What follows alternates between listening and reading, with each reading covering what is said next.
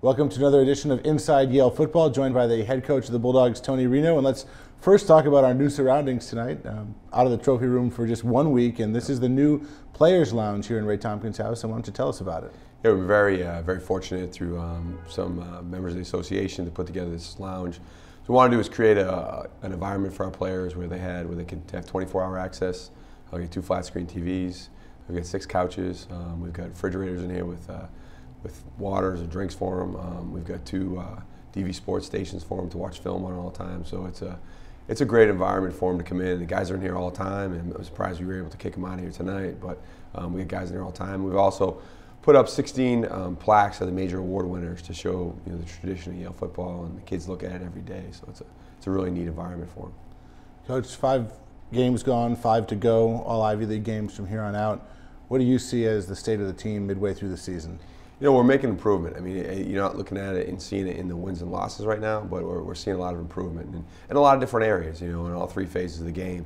So we got to keep playing. We played a much better game on Saturday than we played in the previous 4 weeks, and we had beaten Georgetown, but we actually played a better game on Saturday. So we just got to do some little things. We improved in the 3rd down area.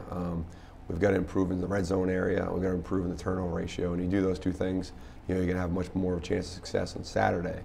But the guys they're playing hard. They're doing all the things we ask of them, and we keep improving every week. So that's what we're looking for. For the 2nd consecutive week, you had 9 different offensive players catch a pass, and 2 weeks ago you had Dylan Drake as a 10th player catch a pass. Talk about the variety of weapons at the disposal of the offense. I think it just shows we've got a lot of guys competing for playing time, and a lot of guys that are helping us in different phases of the game, different personnel groupings. So. It's great. We're spreading it around. Eric's doing a nice job of spreading the ball around. It just shows we got a lot of guys that are helping hands to help us try and win football games. This past week against Lafayette, used the pistol formation a bit more, and some people were asking, what the difference is between that and the shotgun, and why there's a difference between the 2. And what would you explain to someone who's wondering that? It gives you some advantages offensively on being able to dictate to the defenses where you're going with football.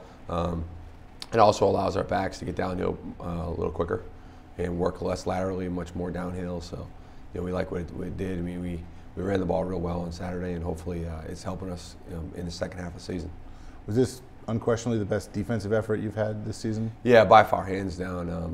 We've improved every week on defense, and you can see it statistically. We had given up 50 yards of rushing going into the last drive, and under 100 yards in a day, and so we've definitely improved defensively drastically from even 2 weeks ago. And the credit goes to our defensive staff and to our players. And just we changed some things around, and we made some adjustments, and the guys have really taken to it.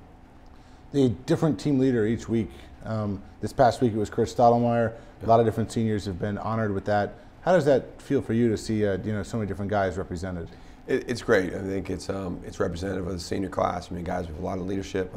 Guys have really taken to what we're trying to do here with our culture change and what we're trying to do with our program. And guys have been working hard with it, have been leading the team. And it's nice because they're guys that have done all those things, and they get a chance to be recognized in the coin toss.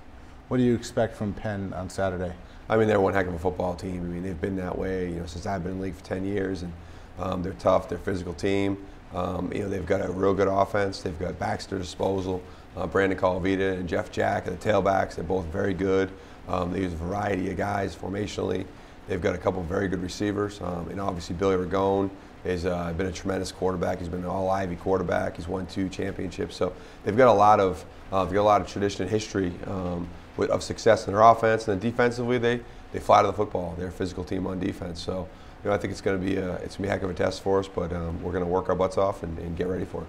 Thanks, Coach. Best of luck against Penn. Thanks, Ron. That's Tony Reno, the head coach of the Bulldogs.